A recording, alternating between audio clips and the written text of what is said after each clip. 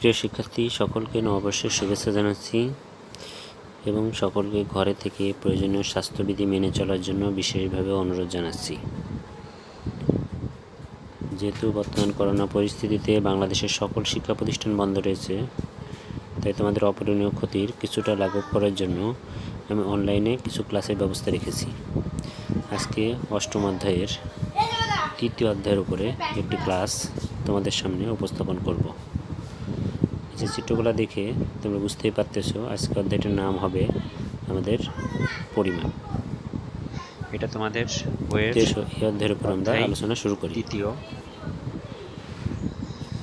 তো এই অধ্যায় পড়ে আমরা কি কি শিখতে পারবো দেখো। এই পাঠ শেষে তোমরা পরিমাপ কি বলতে পারবে, পরিমাপের বিভিন্ন একক লিখতে পারবে, আয়তাকার বস্তুর ক্ষেত্রফল এবং পরিসীমার সূত্র লিখতে পারবে, ত্রিভুজ আয়তাকার বস্তুর ক্ষেত্রফল সংক্রান্ত সমস্যাগুলি সমাধান করতে পারবে।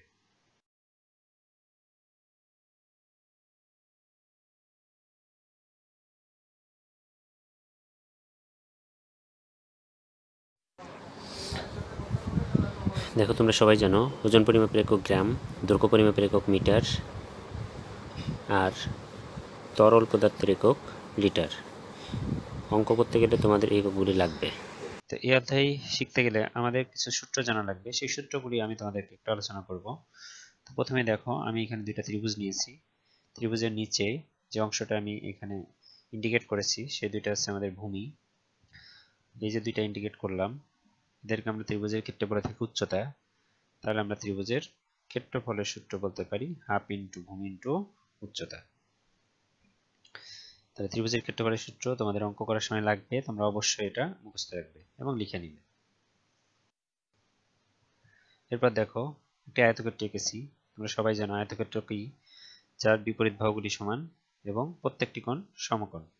তা আয়তক্ষেত্রের বেলায় কি কি থাকে তোমরা জানো, আয়তক্ষেত্রের দৈর্ঘ্য থাকে, প্রস্থ থাকে, আর এটাও অবশ্যই তোমাদের হয়তোবা জানা আছে যে আয়তক্ষেত্রের ক্ষেত্রফলের সূত্র হচ্ছে দৈর্ঘ্য ইন্টু প্রস্থ অর্থাৎ। এরপরে দেখো আমাদের বর্গক্ষেত্র সম্পর্কে জানতে হবে। তোমরা সবাই জানো বর্গক্ষেত্র কি, যার চারটা বাহুই সমান থাকবে। আর যে কারণে এখানে বর্গক্ষেত্রের প্রতিটি বাহুকে যদি আমরা এ ধরি, তাহলে বর্গক্ষেত্রের পরিসীমার সূত্র হবে 4 ইন্টু বাহু অর্থাৎ 4a। বর্গক্ষেত্রের ক্ষেত্রফলের সূত্র বলতে পারবে বাহু স্কয়ার অর্থাৎ প্রত্যেকটা বাহুর স্কয়ার বা এক বাহু স্কয়ার। যেহেতু আমরা এ ধরছি তাই এটাকে আমরা এ স্কয়ারও লিখতে পারি। আর ক্ষেত্রফল নির্ণয়ের একক আমরা জানি বর্গ একক। বর্গক্ষেত্রের কর্ণের সূত্র হচ্ছে √2 ইন্টু বাহু অর্থাৎ a √2 লিখতে পারবো। আয়তাকার ঘনবস্তুর আয়তন হবে দৈর্ঘ্য ইন্টু প্রস্থ ইন্টু উচ্চতা ঘনক।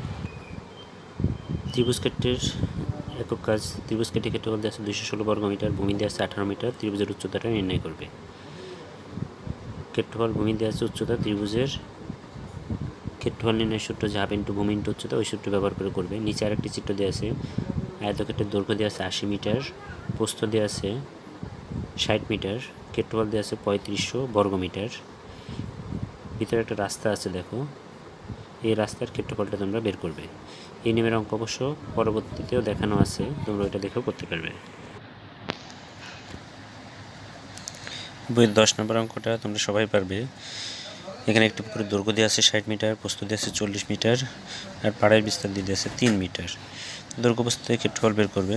আর পাড়ের বিস্তার যেহেতু 3 মিটার, তাহলে পাড় সহ দৈর্ঘ্য প্রস্থ বের করে তার ক্ষেত্রফলটা বের করবে। এটা তোমরা সবাই পারবে, কারণ আগে অনেক এই করছে অঙ্ক। তারপরে পুকুর পাড়ে ক্ষেত্রফলটা বের করবে। এই নিয়মে 11 12 নম্বর অঙ্কটা অবশ্যই চেষ্টা করবে, তোমরা পারবে এটা।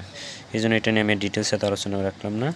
পরবর্তী অঙ্কটা দেখো, একটি আয়তাকার ঘরের দৈর্ঘ্য প্রস্থের 1.5 গুণ, এর ক্ষেত্রফল 216 বর্গমিটার হলে পরিসীমা কত বের করতে হবে।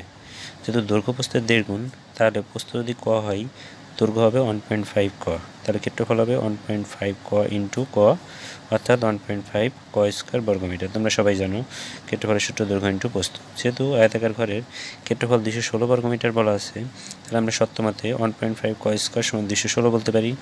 ক স্কয়ার সমান 1.5 10 পাশে নিয়ে গেলে ভাগ হয়ে যাবে, কাটাকাটি করলে 144 আসবে।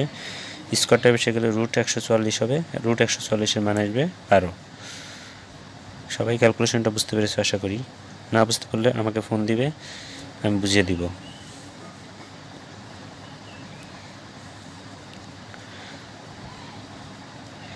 সবাইকে অঙ্কটি তুলে নেওয়ার জন্য অনুরোধ করছি।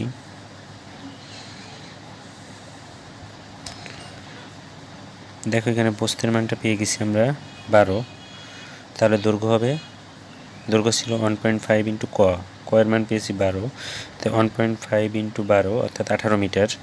যেহেতু পরিসীমা বের করতে বলেছিল, তাহলে পরিসীমা হবে 2 ইন্টু দৈর্ঘ্য প্লাস প্রস্থ। সূত্র তোমরা আগে শিখেছ। দৈর্ঘ্যর মান 18 ছিল, প্রস্থ ছিল 12, 18 12 30, 2 দিয়ে গুণ করলে হবে 60। তাহলে ঘরের পরিসীমা হবে 60 মিটার। আশা করি প্রত্যেকে বুঝতে পেরেছ। পরবর্তী অঙ্কটা আমরা দেখি। এটি ছিল একটি ত্রিভুজ ক্ষেত্রের ভূমি 24 মিটার, উচ্চতা 15 মিটার, 50 সেন্টিমিটার হলে ক্ষেত্রফল কত? ডান পাশে আমি একটা নোট দিয়েছি, দেখো ওখানে ফার্স্ট উচ্চতার পরিমাপকে মিটারে প্রকাশ করবে, যেহেতু একটা আছে মিটারে আর একটা আছে সেন্টিমিটারে। তারপরে ত্রিভুজের ক্ষেত্রফল নির্ণয়ের সূত্রটি লিখবে। তো তোমরা ফার্স্টেই একটা চিত্র এঁকে ফেলতে পারো।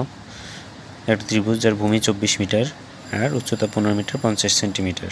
তো 15 মিটার 50 সেন্টিমিটারকে তোমরা সেন্টিমিটার থেকে মিটারে যেতে গেলে জানো 100 দিয়ে ভাগ করবা, তাই 50কে 100 দিয়ে ভাগ করলে হবে 0.5, যেটা 15-এর সাথে যোগ করলে হবে 15.5।